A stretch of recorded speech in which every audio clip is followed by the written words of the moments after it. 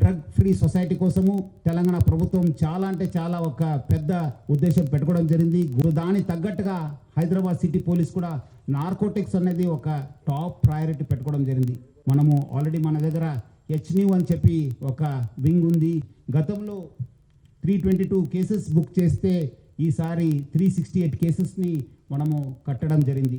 So drugs almost 6.45 crores మనము వర్తున్న డ్రగ్స్ని మనము seize చేశాను.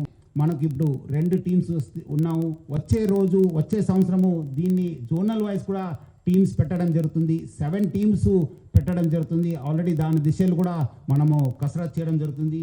అట్లానే మనము ఈ ఎవరెవరు స్టేక్ హోల్డర్స్ ఉన్నారు, మన ఈగల్ టీం వాళ్ళు కావచ్చు, బయట ఉన్న డిఆర్ఐ వాళ్ళు కావచ్చు, ఈడీ వాళ్ళు కావచ్చు, మన ఎన్సీబీ వాళ్ళు కావచ్చు, డ్రగ్స్ డిపార్ట్మెంటల్ కావచ్చు, ఎక్సైజ్ వాళ్ళందరితో కూడా ఒకటే వేదిక పైన మనము రావడం జరిగింది. లాస్ట్ మంతే ఒక కోఆర్డినేషన్ మీటింగ్ కండక్ట్ చేశాను. మనం చాలా డీటెయిల్గా మన ఒక ఇంటెలిజెన్స్ కూడా ఎక్స్చేంజ్ చేసుకోవడానికి ఒక వేదికను కూడా మనం సిద్ధం చేసుకోవడం జరిగింది.